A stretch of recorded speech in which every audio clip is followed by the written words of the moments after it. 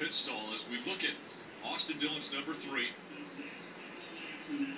The tow truck is going to take whatever is left of that car back to the garage. And we look at the grandstands. Again, the safety personnel attending to, we've heard 3 fans in the grandstands.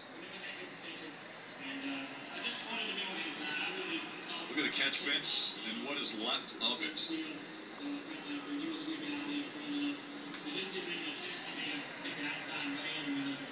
The steel cables going through, making sure that, trying to keep as much of that car inside the racing area as they could on the track.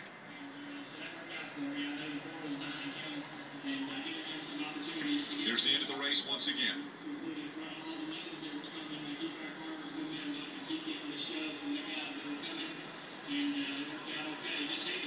Just an unbelievable impact.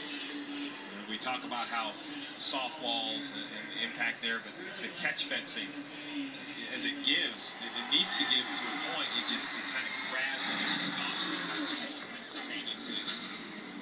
And an explosion when that car hits that fence.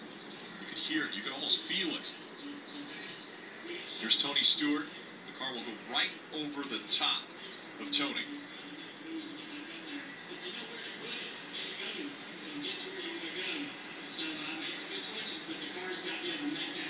I've never seen a car stop at that rate. I mean, going from that fast to essentially zero.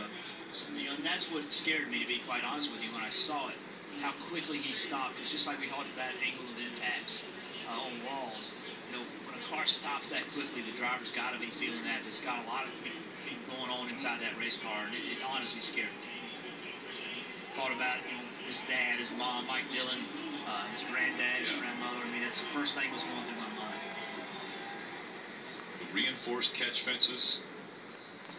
After Kyle Larson in the Xfinity race got into that fence, they worked on it, they honed it, they tried to reinforce it. That car, obviously 3,500 pounds, it was able to shear off 2 of the poles on the front stretch. We're hearing from NASCAR that the safety and the health services there, they're attending to 3 fans in the grandstands, but they're attending to them with minor injuries, is what we're hearing.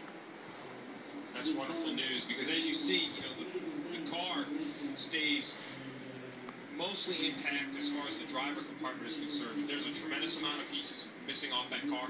The entire front engine is missing. And, it doesn't take a small piece at that speed. It can be a dangerous item. So it's great to hear that they're taking the minor injuries, and the car, even as damaged as it is, the driver compartment is intact, which is great. It kept its integrity around the driver the best it could. You see here the solid sheet steel next to the driver, and the driver's door stayed intact. The floor pan is intact. The 2, the 11, and the 6, all involved in this accident, have been to the infield care center. They've been checked and released.